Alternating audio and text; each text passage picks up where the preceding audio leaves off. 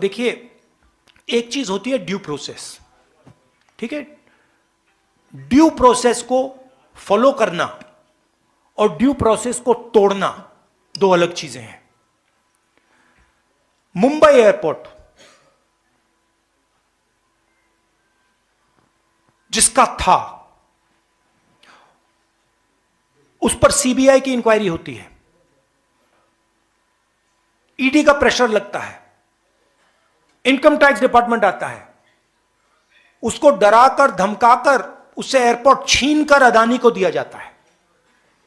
हिंदुस्तान के जो बाकी एयरपोर्ट्स हैं, दूसरे बिजनेसेस को कहा जाता है कि तुम टेंडर नहीं करोगे, उनको परे कर दिया जाता है। ये लोग आते हैं हमारे पास, हमें बताते हैं, एयरपोर्ट्स दे दिए, पोर्ट्स दे दिए, धारावी 1 लाख करोड़ रुपए की जमीन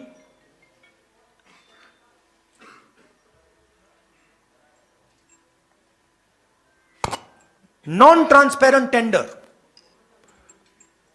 मैंग्रोव की जमीन जिससे पूरी मुंबई को नुकसान होगा, वो आप ले रहे हो, एक्वायर कर रहे हो। धारावी के लोगों से पूछा ही नहीं आपने, उनको धमका के डरा के निकाल रहे हो। ये ड्यू प्रोसेस नहीं है, ये चोरी है। हम ड्यू प्रोसेस के खिलाफ नहीं है, और हम ये भी एक्सेप्ट करते हैं कि हिंदुस्तान में बड़े बिजनेसेस हैं और उनकी जगह है।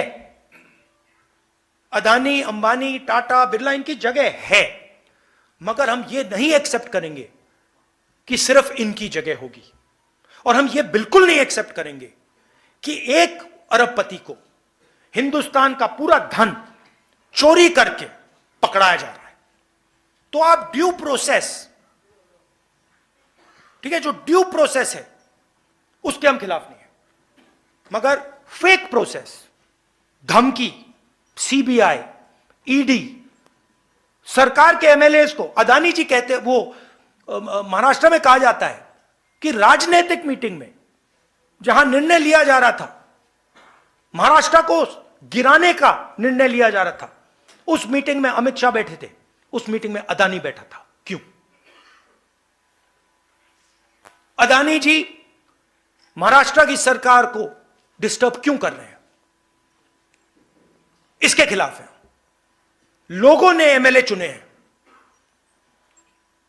आप करोड़ों रुपए देकर डेमोक्रेटिक प्रोसेस को तोड़ रहे हो। बीजेपी कर रही है, नरेंद्र मोदी कर रहा है, अमित शाह कर रहे हैं। एक है तो सेफ है का यही मतलब है, इसके खिलाफ है। अब अगर ड्यू प्रोसेस में अंबानी जी आए, अदानी जी आए, तो हम उसके खिलाफ नहीं, हम खिलाफ हो ही नहीं सकते, क्योंकि वो हिंदुस्तान का कानून है।